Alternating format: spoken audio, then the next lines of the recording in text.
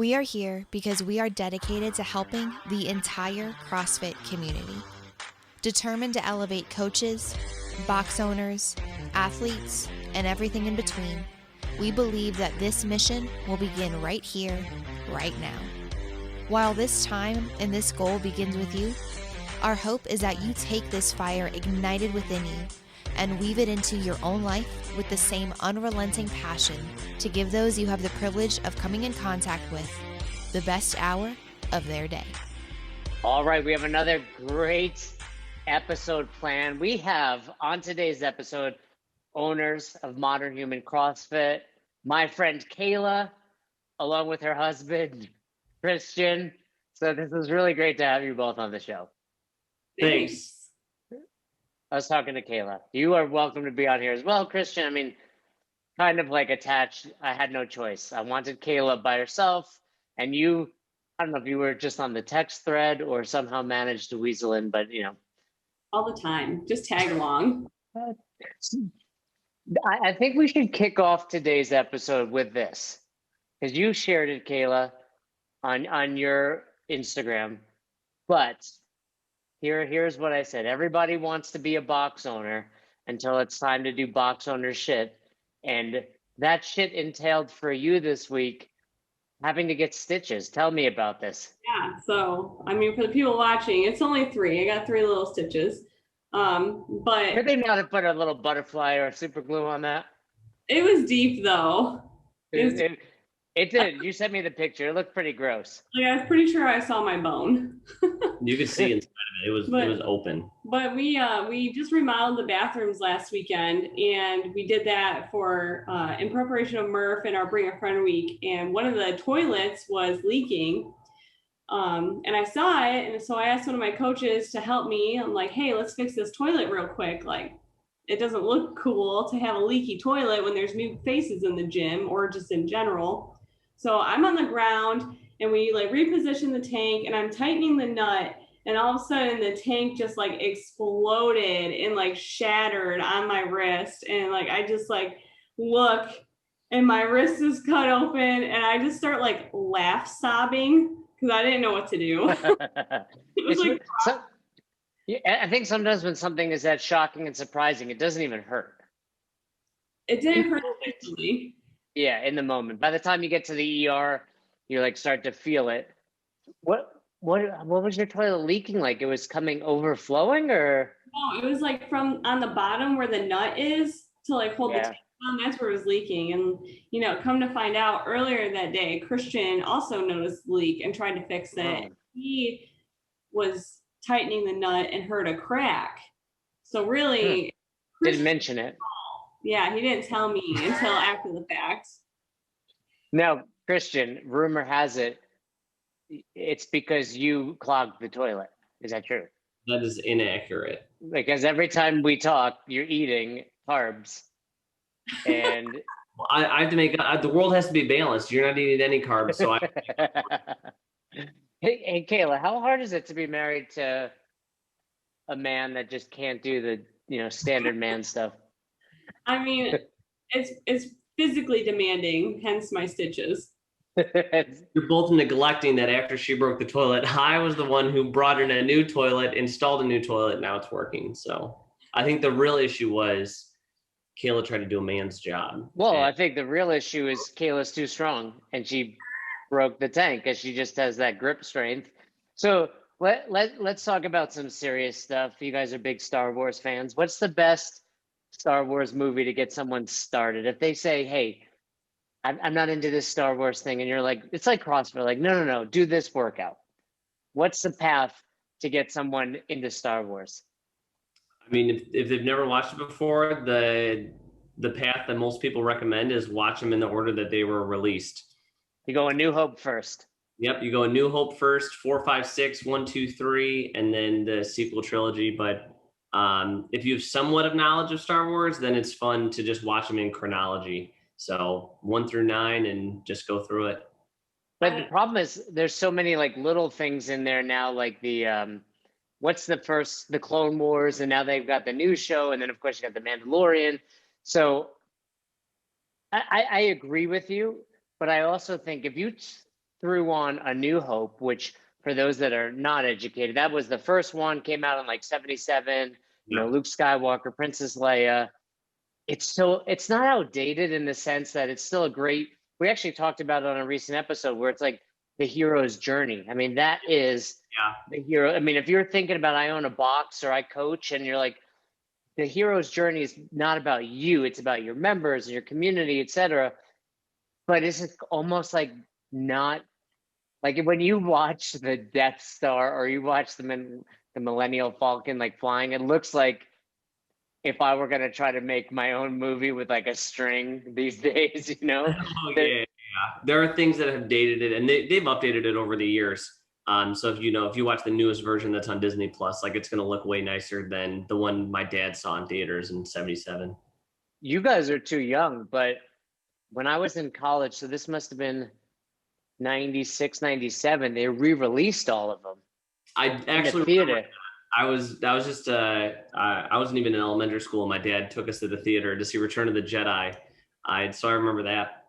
Well, funny you say that. Return of the Jedi is the first movie I remember seeing in the theater with my parents. And like, that's got to go back to like 83-ish. And then I saw A New Hope, etc., when they re-released in the 90s when I was in college. So let's get to something real. You guys, married couple, took over. It wasn't called Modern Human. It was, I believe, what was it called? Sweat Factory? That's right. Sweat Factory. What was the rebranding like? So we took over at the end of February. It was February 27th. And we took over actually on a Saturday. And so that whole weekend we spent with a group of members just totally repainting, reorganizing the gym so that when they came in Monday, it looked like a different gym. And so that there wasn't, some gyms like this gradual, changeover. And for us, it was immediate. And so then after that, we rolled out our website, our social media, our t-shirts.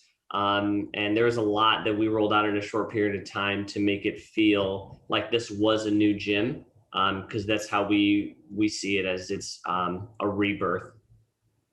A rebirth, like a phoenix rising. So, dude stuff. Kayla, what was that like? You said, Christian just said you had members helping you out. What was it like? Was it challenging? Because, if I were to go in and repaint a box that I owned and you had your consistent membership base, it's one thing, but really these were like all new members to you. Obviously they were part of this existing community, but was it harder for you guys to get that buy-in because you were new owners? I don't think so, just because Christian was coaching for Sweat Factory already. Like, he came, when we moved to Florida, he got hired in as the coach at Sweat Factory, and then very quickly got promoted to head coach, and then coach. Yeah. Look at you. So then, I mean, what was that like? Was he just walking around all? Oh yeah, like big head all the time. Cocky, like, look at me, I'm a head coach now. Hey, just imagine how I am now that I'm the owner. That's it. I mean, I can't, we have to open up the overhead door so I can get just to get you inside. So like, it wasn't actually that bad of a transition because like the members had already bought into him as a coach. It was just more of like, I needed to show up more before the actual takeover. So when we were in negotiations of buying the gym, before the members even knew, that's when I started like showing up more and making an effort to be at the gym more days per week. That way the members could get to know me and my face, and I could get to know them as well, because it's different with Christian, but like they just knew me as his wife. And I'll add to that too. When we took over that first week, we made it a point to go to specifically the 6 a.m. group that I had only coached like one time and she had never met. And so that whole week I went to this 6 a.m. and let them know I was going to be there, and worked out with them every day. And she went there once, and just to make sure that we were, building relationships and having conversations with everybody during that takeover, because there were people that had concerns or questions, and trying to get that out of the way as early as possible. Yeah, and it should be mentioned, you guys live almost 30 minutes away, if not more. So that 6 a.m. class wasn't like roll out of bed and go there. Like you had to get up super early, and those are some of the little things that, this day and age in CrossFit 2021, you see this a lot, this transition. We recently had Brian and Shannon on from Eureka who took over, you guys taking over. I think box owners that opened back in the day are just ready to either exit or do something different. So we're seeing this, and it's important that you show the community, hey, we are invested, because I'm sure we don't have to dig into this, but I'm sure they picked up on the fact that the previous owners might not have been quite as invested as they were originally. But we don't have to dig into that. Yeah, no, we don't have to dig in. But I have had members tell me that, and the previous owners weren't the first owners. And so we're, I don't know if we're the fourth owners or what, but members that have been there a really long time have told us that they appreciate that this is our full-time thing, because so many of their previous owners, they had a job and this was their side thing, or they had multiple gyms and this was one of them. And so, this is my full-time thing. This is our focus, and we're able to put all that energy into it. So Kayla, it's pretty funny that he says it's our full-time thing when you are going off to work every day in addition to being a box owner. And I want to kind of get into that dynamic, which is really, kudos to you, Kayla, for being that supportive wife. What people don't necessarily know about Christian is he was a teacher, full-time gig, gave that up, not just to do this, but you knew that teaching wasn't your dream job anymore. Right. And I knew that I didn't have this particularly in mind, but I knew it was CrossFit that I wanted to pursue that either as a coach or an owner, and this is where we landed. What happened because that's a pretty bold jump. So what happened that you're like, you have to go to school to be a teacher. So I imagine you have obviously at minimum your bachelor's, but do you have a master's degree as well in education? I do not. I just have a bachelor's. So you could do that, because I know it's state dependent. You were living in Ohio though? I was, yeah. And just not to get too far on a side tangent, but Ohio is a really good system for educating and developing teachers. So that's a very transferable license, and not all states have something so transferable. Cool. So you're in Ohio, you guys relocate, but what was it about CrossFit that you were like, man, I know I've been planning on doing this, and you guys are, you have a son, you have a family. So what was it about okay, I know I kind of said, Kayla, I'm, for better, for worse, sickness and health, I'll keep a job, etc. But I found this CrossFit thing, and now you got to be the breadwinner for a short period of time. What was it about CrossFit that really made you decide that, Christian? I first got introduced to CrossFit when I was in high school. And that's crazy to me, by the way, to hear that from people that because I see it obviously with coaching, and even at level 1s and level 2s, teenagers are showing up, but it's so funny to me to hear that, because when I was in high school, there was nothing like it. Yeah, there was a teacher that introduced me to it, and that was probably 2009. And so we had done that for a little while, and then after we graduated high school, he ended up owning it, starting up an affiliate that we joined, and I grew in love with it again, and then Kayla loved it, and it's just been something that's developed over time to where we turned our garage into a gym. We started training friends and family out of that back home, back in Ohio. And then we realized that it was more than just fun for us. And I realized that through CrossFit, I was actually able to make the impact on individuals that I was wanting to do with teaching. And I was also able to use a lot of the things that I learned in education in class. Kayla, what was he like when he first found CrossFit? Was he your stereotypical, I found CrossFit, now I can't stop talking about it? And how did he convince you to check it out? Well, actually, I'm the one that went to that box first. So after graduating high school in 2013 is when I joined our very first CrossFit gym. It was called Maumee Valley CrossFit at the time. What was it called? Maumee Valley CrossFit. Mommy, as in mother? No, Maumee. Maumee. Maumee, like is that an area in Ohio? Yeah. Yeah, it is. Gotcha. So I joined that first, and then we're in college. We have a toddler, so we're broke, like seriously, no money. And we're like, okay, I'm gonna go for a month, and then Christian can go for a month. And we had this like idea that we're gonna switch off every other month, and it just like it didn't work like that. We figured out how to make it work so we could both go at the same time, because it was probably about a month after I joined when Christian started coming to the gym too. So wait, I want to hear more about that, because as box owners, you know this, I know this, those listening know, there's always people asking for discounts. Mm-hmm. You guys at the time were probably two people that actually needed the discount. In other words, you weren't asking for a discount but then posting, you know, your fancy dinners out. You mean you're college students, you had a child, you know, pretty young. So what made you not even consider, or did you consider asking for a discount? Well, actually, at the time, the gym owner only charged college students like $50 a month to go. So okay, it was unheard of. And then eventually I started cleaning the facility in exchange for a membership. So that helped us a lot, actually.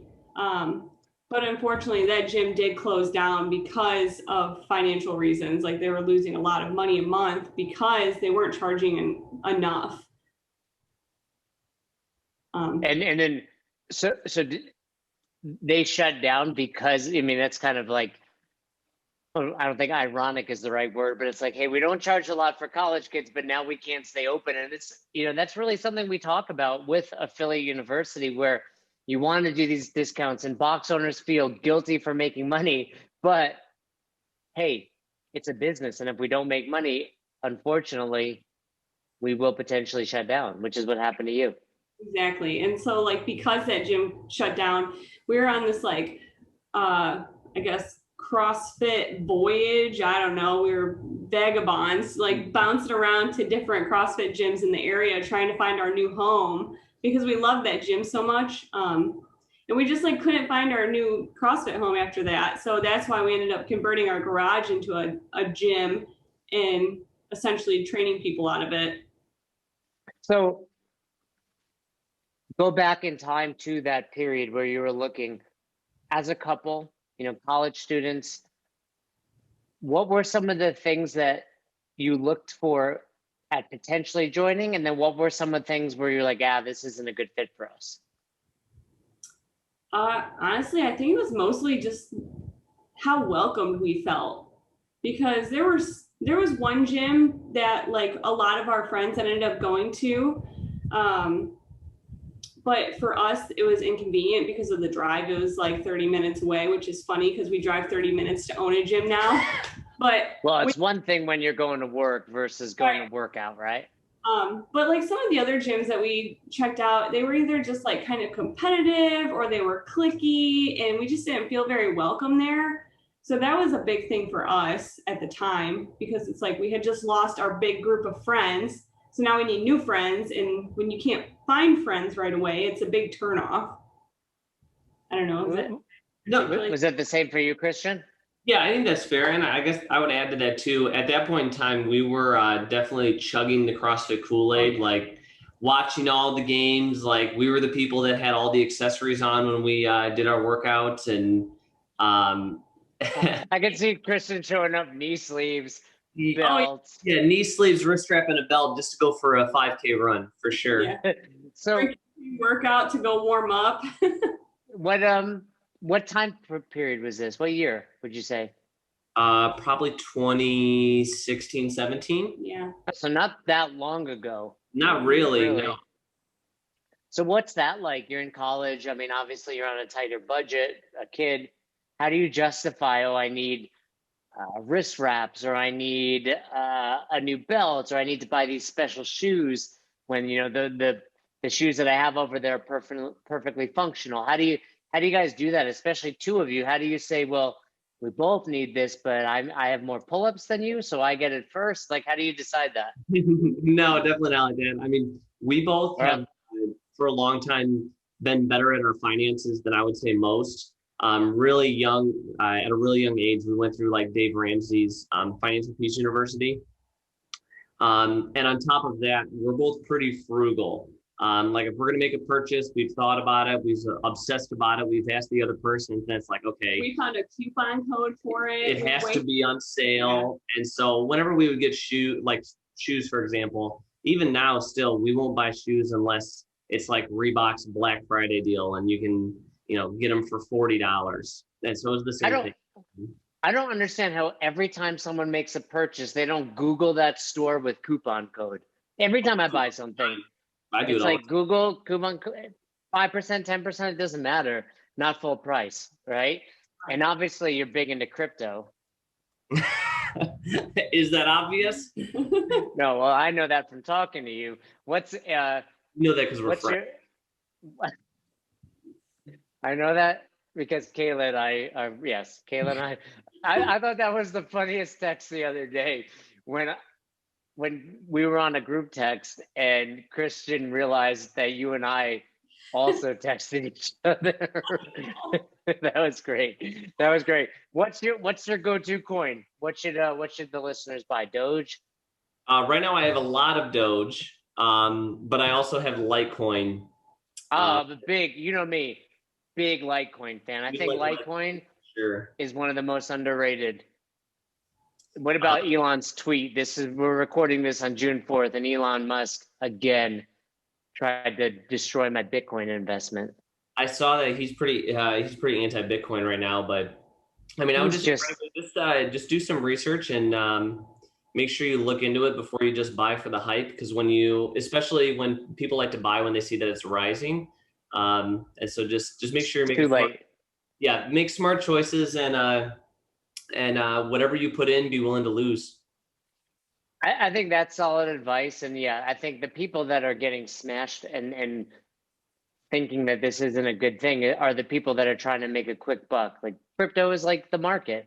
If you're going to invest and let it sit there, Warren Buffett, mentality, it's going to be the future. And you can listen to my crypto podcast another time. I'm thinking about starting one. I agree. It is the future. So you might as well get on board early.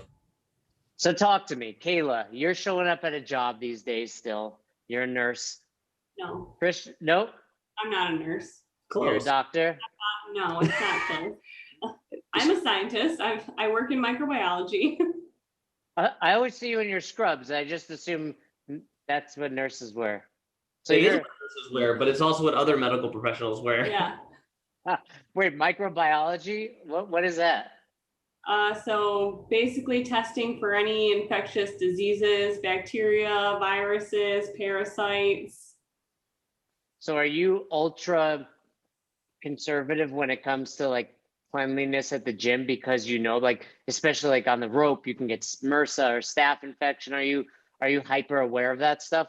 I mean, I know you guys live in Florida and a lot of like diseases don't exist in Florida, but there's a big one that doesn't exist down here. Right. But hey, my parents all still live in Florida. I hear about it. I wouldn't say that I'm like super like anal retentive about it, but I am more aware of it. And I'm like trying to make sure we do a good job of keeping like our bathrooms clean and the floors clean, just because we're extra sweaty down here and it's kind of gross. And I walk around barefoot. I hate shoes. So it's like, I don't want athlete's foot or something. But I mean, are you a hippie? Are you hippie-ish? Do you have hippie tendencies? Yeah. Yeah. Yeah. But you don't listen to the Grateful Dead or Dave Matthews like I do. No, you're a little older hippie. What do modern day hippies listen to? Like OAR? I don't know. Probably alternative music, I guess. I listen to just about everything other than like rap and country. All right. So I will say this. I'm gonna throw something positive out there, something nice. Okay. Mostly to Kayla. Christian will get the shrapnel. So, I mean, when I first met Christian in the coaches development group that I run, I definitely thought he was a little bit older. You guys seem very mature. You have an older son. What is he, 12? 11. Yeah, he's going to be 12. He'll be 12. You got your shit together, and you guys are still what? Only 26 years old, 28. So, I mean, you had Dominic really young, and you see a lot of, teenage mom type shows out there of like, oh, I got a young kid. But I mean, you guys got your shit together. We got a microbiologist, we had a teacher, now you have a entrepreneurial stuff. And from the outside looking in, Dominic seems to be somewhat, you're doing a decent job. Like, he doesn't seem to be, I don't know, I've never met him, I don't see him, but you've not complained that he's a bad child. No, he's good. He's quiet. He's smart. He's fun to be around. So give me advice. You guys know I've got a 4-month-old, obviously a girl, not a boy. What's give me your number one parental tip.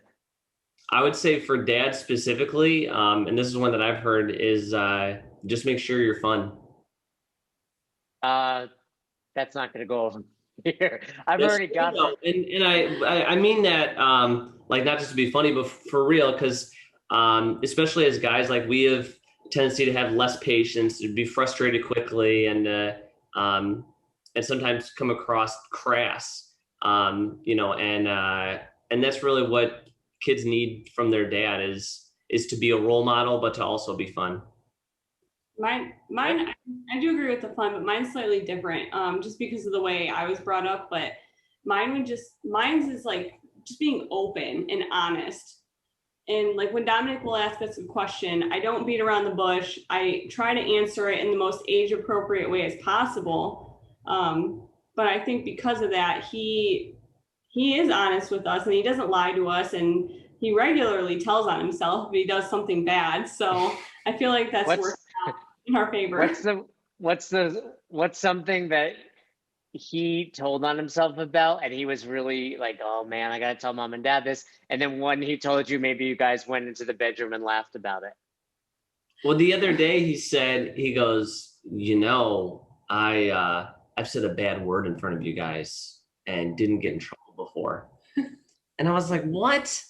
And I said, well, when did you do this? And he was like, well, the other day I said, I don't remember what he said. He said a word. And I was like, yeah, I remember that. Like, that was the other day. Like, he didn't do it on purpose. Like, I think he was reading something or something. And it just like, it like blurted out as he was reading. He was like, oh, I didn't realize what I read. And I was like, yeah, I know, I was there. Like, it's not like you walked around and like said some like expletive because, you were angry. So what do you got, Kayla? What were you going to add to that? Just recently, he told us that he was thinking about asking a girl out. So now it's been like the newest saga. So now he has his first middle school girlfriend. Did he ask her out? Yeah. Yeah. And she said yes? Yeah. What does that mean these days? Like, back in middle school, it would have just been like, I see you in school and maybe I give you a kiss outside or something. What does it mean in 2021? Locks together. Yeah, they play video game together and they see each other in school. That's it. Virtual video games, like not in the same room. That's right. Nobody plays in the same room anymore, Jason. You're out of touch. I am not. Last video game I played was probably Super Mario Brothers. So, as young parents, I mean, you guys were like, what, 16, 17? 16 when he was born, yeah. 16.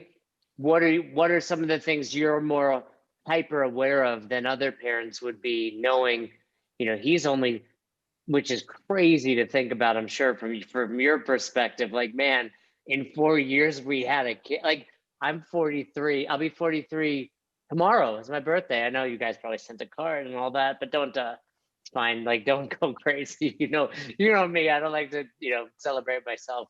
But, at 43, I'm like, I can barely handle this shit. How did you guys do it at 16? And are you guys really like on top of him about that stuff?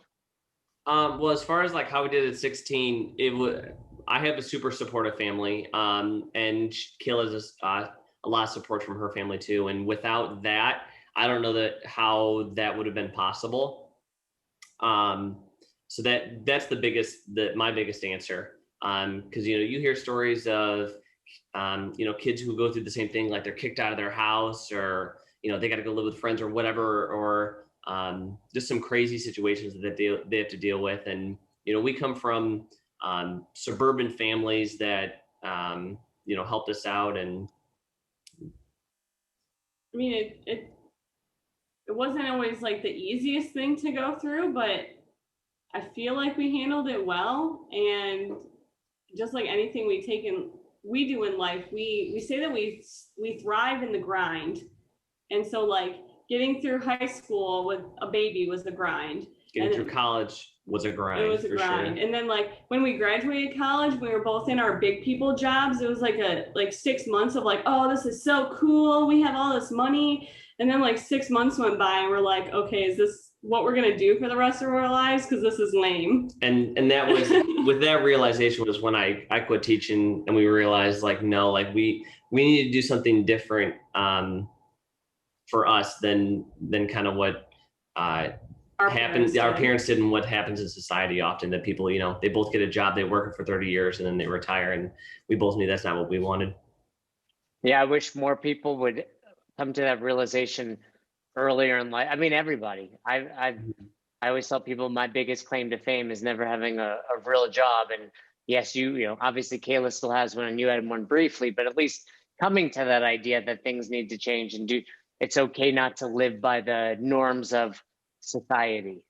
So speaking of, with Shannon and Brian, we spoke a little bit about some of the stressors of being in business with your partner, meaning your life partner, your significant other, which, I've done in the past with Roz. But what are some of the challenges that, because you get, most box owners, not to say most, but obviously many are married, and whether or not the business is one of their primary occupations or not, the other person has an influence, and you can't help but feel like, hey, this is my partner's, I care about it.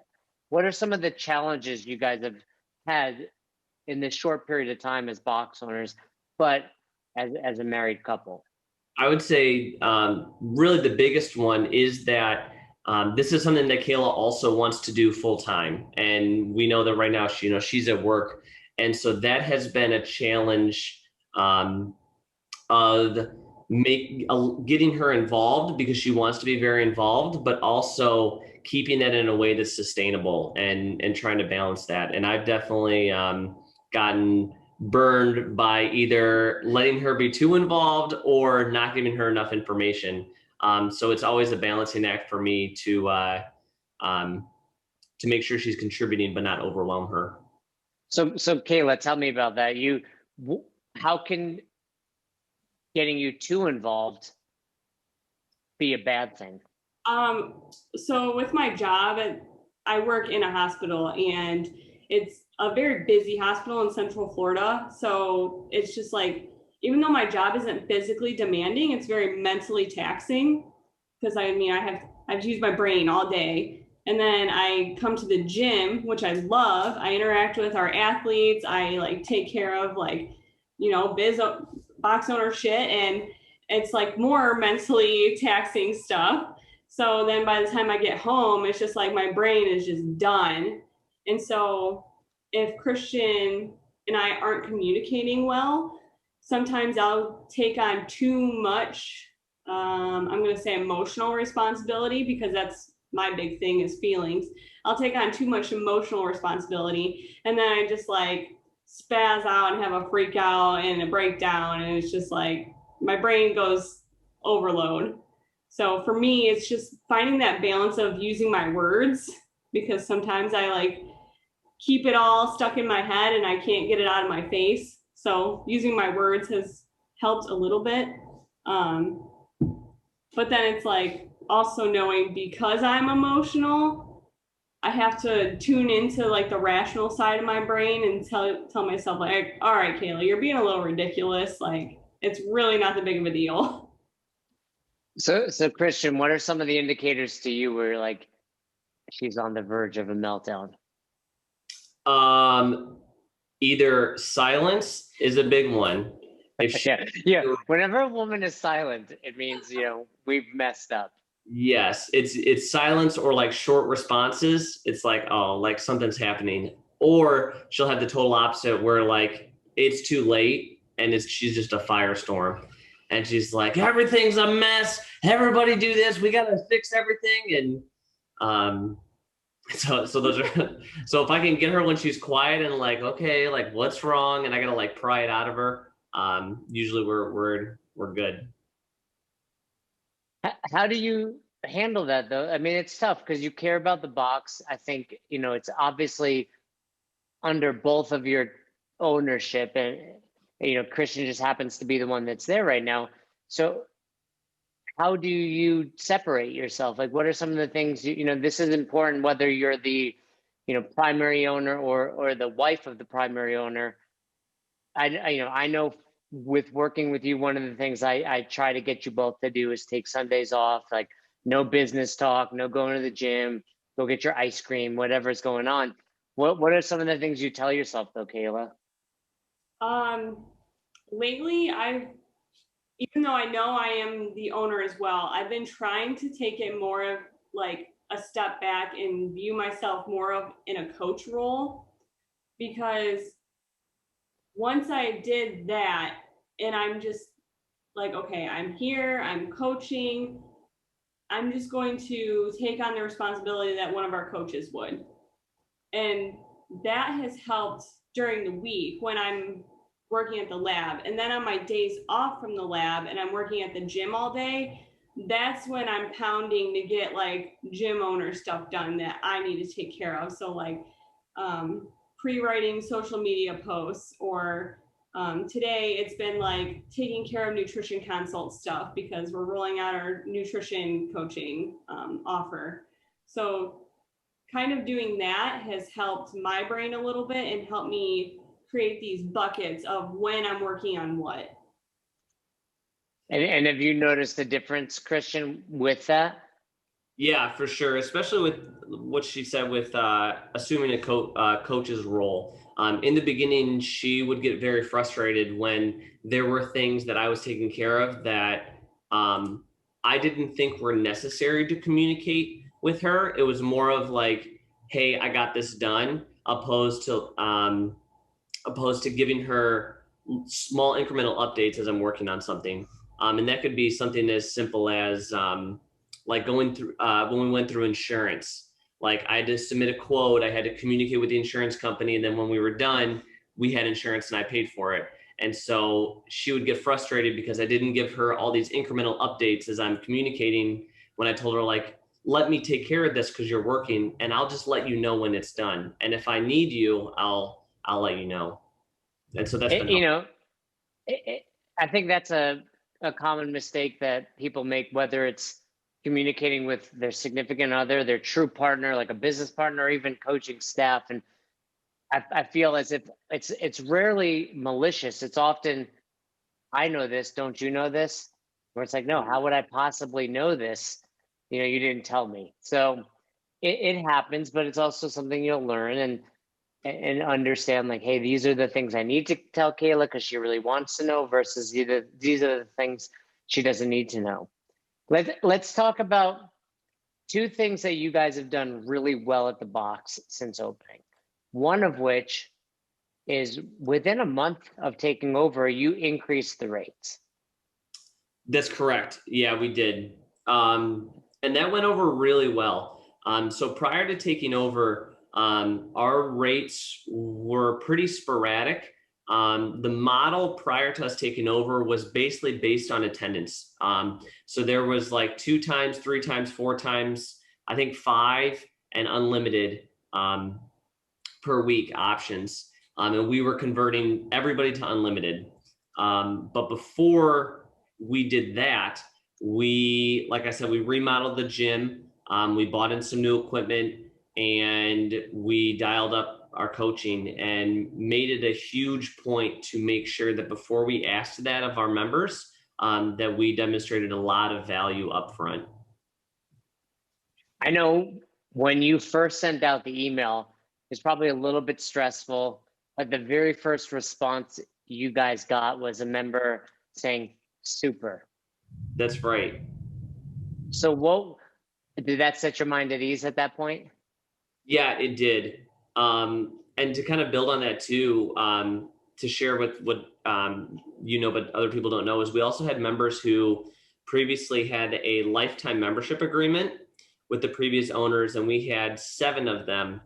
And so we had met with all those members and communicated that that was something that we were unable to honor both legally and just financially. That's not something that like made business sense to them. And so we had to ask them for memberships. So we asked somebody who paid quite a bit up front and wasn't paying to now continue to pay or go back to paying again, which was a tough conversation, but it's all been positive, and they've all said that it's been worth it, and they're so appreciative. They say that they were appreciative of what we've been doing. Yeah, I think anytime you're raising the rates, it's stressful. We've worked through close to 50 now with clients and in affiliate university, and we've not had one bad reaction to it. I think you guys were probably up there with the best reactions, despite having. Oh, that's a really big obstacle. Like just raising the rates alone is a challenge. Like $5, $10, whatever. You were basically taking members that thought they would never have to pay again, and asking them to now not only pay, but pay a new increased membership. That's right. So speak to the box owners listening. You guys have been through it. They're stressed. I can't do it. My members it's going to be a mass exodus. They're going to hate me. I want to support them because they've been loyal to me. What's your piece of advice as a box owner like I said, not only did it shortly after taking over, you increased lifetime members, you increased some rates pretty substantially. So if a box owner is listening and they're on the fence about doing that, what would you tell them? I'd tell them the same thing that I told my coaches when I told them we were going to roll this out. I treat this as a premium service because that's what we offer as a premium service, and a premium service comes with a premium price. And as long as you're treating this like it's a premium service, with the facility, with the coaching, with the atmosphere, with the way you communicate your clients, then they're going to be okay with that premium price. But if you're continuing to run a mediocre class and not upgrading equipment and the bathrooms look like garbage, then people aren't going to be willing to pay a premium price because you're not offering a premium service. That's great advice. And how did these coaches that you had or continue to have were part of the coaching staff before you got there? Was it hard to get buy-in from them? No, I didn't think so. We met with one of the coaches had been the head coach when I joined, and did you take over? Did you elbow him out? You squeeze him out? No. So I actually had he no longer wanted to be the head coach. Before I took over the gym, and we were both coaches, he didn't want to be the head coach anymore, and basically handed it off to me, and I took over as the head coach prior to us taking over the gym. And so then when we took over the gym, he remained, and he's been awesome. He's been there for a long time, and we sat down and talked, and I explained to him like the vision I saw for the gym, and asked how he wanted to be involved. And he said he still wanted to be a part of it, and he likes what we're doing. We're there to help him with whatever he needs, and he continues to be a part of it. And we've all grown. All the coaches have gotten better, and it's been really good. That's great. So tell me, I mentioned you did 2 things really successfully. Obviously, the rate increase being one, and then you had a bring a friend week. We're in it right now. Yes, you're currently in it. So talk to me about that. What's been going on? It kicked off with Murph, right? Mm-hmm. And you guys had a really successful Murph. I mean, Kayla did everything. Let's not kid ourselves. Outside of fixing the toilet, she was bringing stuff inside because Christian was hangry, and he can't really work very hard when he's hangry. But what's Bring a Friend Week been like so far? It's been amazing. It has really felt like the culmination of all the work that we've put in since February. Murph started off, we had over 30 people in Murph, and just to give a picture is we probably have 40-ish members. And so to have 30 plus people show up is a huge percent of our population at the gym. People brought friends to Murph. Murph kicked off our Bring a Friend Week, and people actually brought, like, I think there was 2 or 3 friends that came, and that was our first workout was Murph. And then throughout the week, we just continue to have people bringing more and more new faces. I think we've had over a dozen friends come, and our members have just come up to us and expressed that because of all the positive changes in the gym, that they are excited to like bring their friends and bring their family and show them what this new gym is like. That's all, and I love how you kind of put it as the culmination of a lot of hard work. And I think for many of the affiliates that we work with, it'll be just this random, like, man, we got 7 new members last week. And it's like, that's because of all the little, it's no different than the relationships you're in and anything you do, right? It's these little things, which could be good or bad, right? If you keep doing these little negative things with your significant other, and then she's not randomly waking up on a Wednesday asking for a divorce, it's like, well, you've been a shitty husband, but no different. And I'm not obviously talking about myself or you, but any relationship. But on the flip side, it's the same thing. You do these little things well, and these little things are, hey, the toilet's leaking, I'm gonna fix it. Box owner shit, like we talked about, like Kayla posted about the other day. Kayla, what do you think? What's overall, what's been the change in Christian since not just meeting me, which I mean, probably the most important thing that's ever happened. I mean, it goes like this: me, you, Dominic, everything else, church, whatever you got. But I mean, Christian started in the coaches development group, and I think everyone in my coaches development group deserves a shout out, because not only do they listen to me talk for hours every week, but for many of them, just like Christian was, he wasn't a box owner. He was simply someone that had taken his level 1 and wanted to become better. So actually, I'm going to adjust my question, Kayla. What did Christian say originally when considering joining my coaches development course? Because this is back well before there was any thought of box ownership here, at least. I know you wanted to do it, but again, knowing you guys and your budget and frugality, what was that like? And then how much does he say about me? Like, what does he say about me on a regular basis? Okay, well, first of all, he mentions daily that he has to text you. So he texts me an absurd amount. He texts me more than Roz or my mom. Yeah, so it's a daily thing that he has to send you a text. So your name is regularly mentioned in my house. Am I one of his favorites on his iPhone yet? Probably. Not yet, but now that you say that, I might as well. It'll go with the picture I have of you on my nightstand.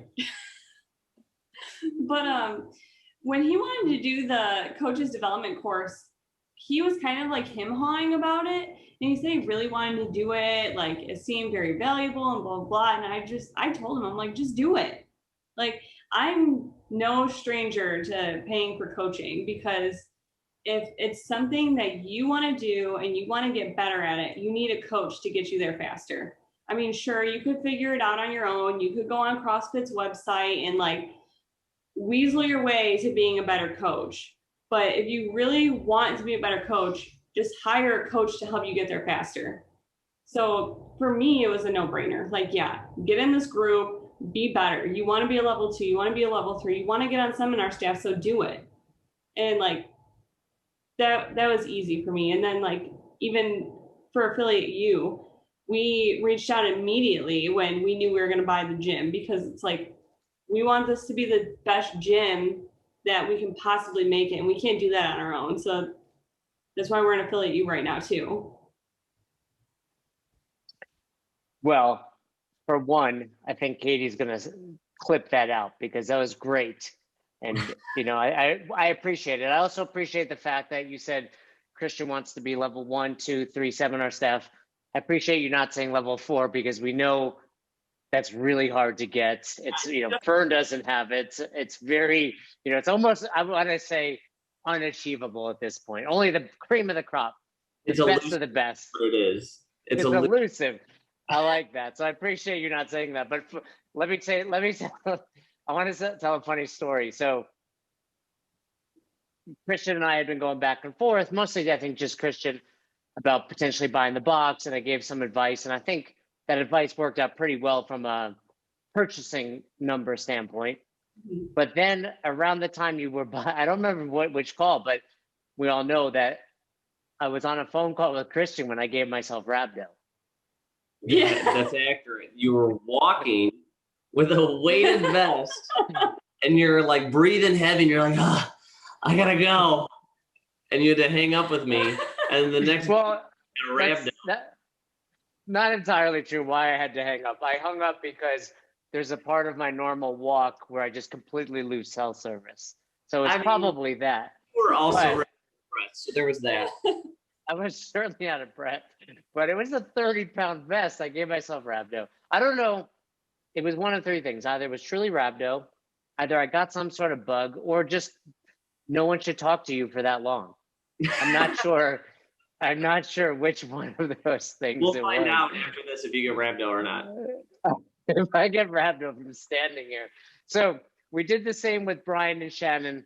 Let's do the same with you. Let's play a little newlywed game. Katie, put in the music. You know how to do it. So this is the best hour of their day newlywed game, and I've got 3 questions specific to you guys because I've gotten to know you guys a little bit well. So let's go, Kayla, first. What is Christian's favorite CrossFit workout?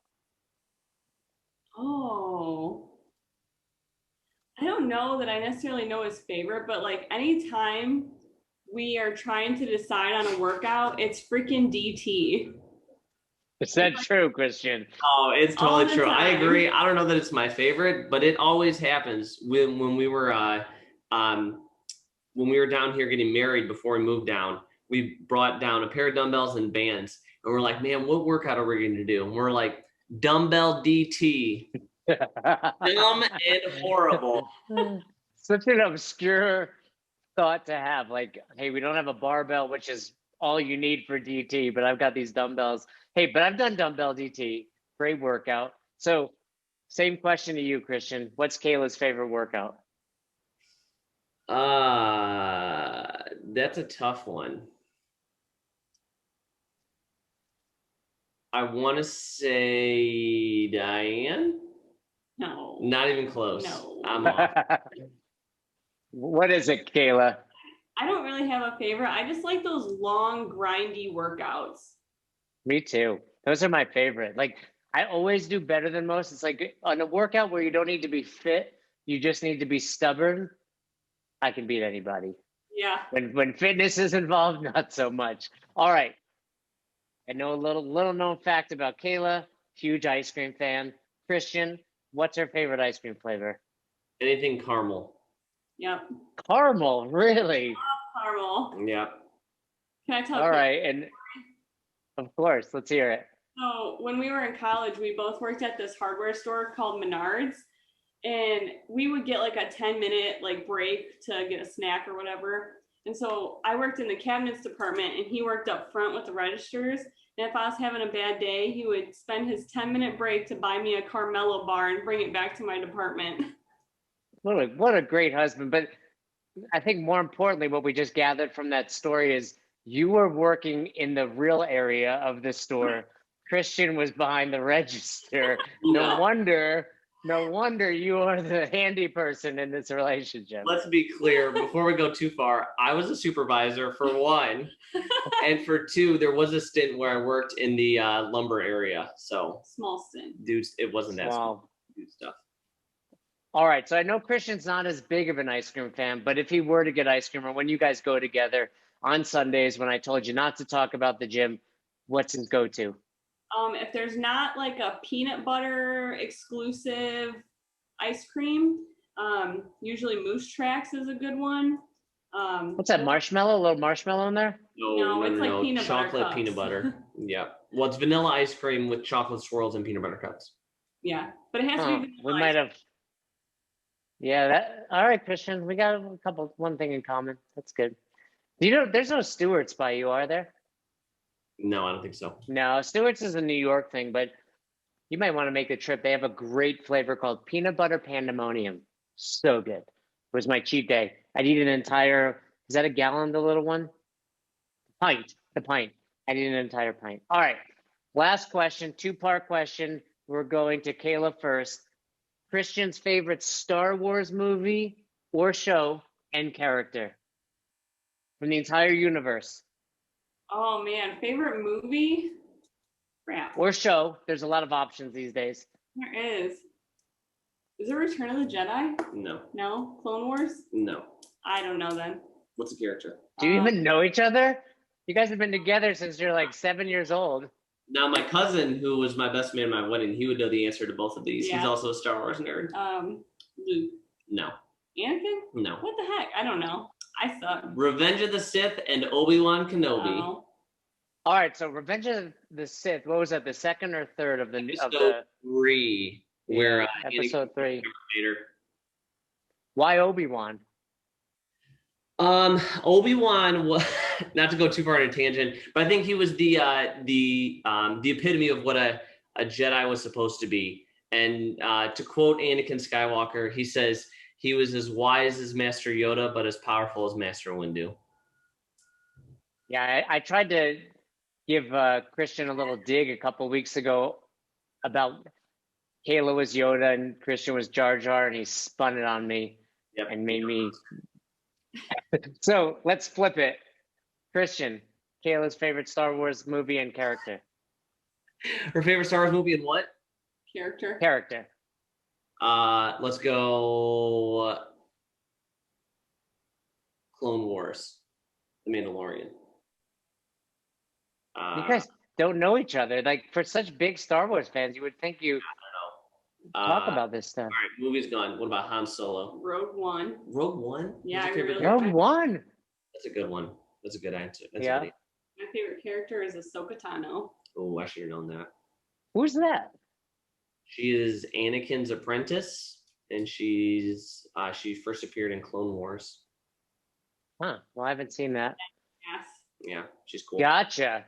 Cool. Well, it's been a lot longer than I anticipated. I did not think I'd be able to talk to Christian this long without giving myself rhabdo again. But so far, so good. I'll stay hydrated. I'll taste my pee. Make sure it doesn't taste like Coca-Cola, and we'll be all good. Exactly. I think it was really hot that day. I was probably a little dehydrated, and then stressed. I was just stressed from talking to you. So it just. Let's just be clear. It was February in Colorado. It was not hot that day. Well, again, this has been a pleasure. Okay, I'm gonna mix this up right now. I'm gonna change something up real quick. Okay. We the three of us, we've gotten to know each other. We have some jokes that go down. This is for is it prosperity or posterity purposes? I'm not sure. Posterity, I think. Christian, I'm gonna say something once, ever. And I'm going to tell you, you have become my friend over the last year. And I appreciate both of you. You guys have been really fun to get to know. I'm very proud of you both. You guys have done a really good job. Like I said, when I got to know you both, I was like, these are middle-aged people like myself. No idea that you're in your 20s. You got an 11-year-old that's cursing up a storm at home. And, but it's been really pleasurable to get to know you. And I wish you both nothing but success. I know Kayla will leave her job in the are you about to cry, Kayla? I don't want you crying on the show. Okay, no crying. You want me to Is Christian about to cry? Can you tell if he's about to? It would be really good. It would really, drive our YouTube watches up if you could cry right now, Christian. It's not gonna happen. So anyway, it's been really fun, and I know Kayla's goal is to quit her microbiology job, not nursing job, and I'm positive that we can get you guys there. So thanks for coming on the show, and have a great rest of your Bring a Friend week. Have a great weekend. Remember, Sundays, no talking about the gym. And of course, I will, without a doubt, get a text from Christian within an hour or so anyway. So Absolutely. Thanks. I appreciate it. Thank you. all right, guys. Have a great rest of your day. I'll talk to you guys later. All right, see ya. So you never miss an episode of the podcast, subscribe to our YouTube channel and on all major podcasting platforms at Best Hour of Their Day. Thank you so much for tuning in and for being a part of the best hour of our day. See you next time.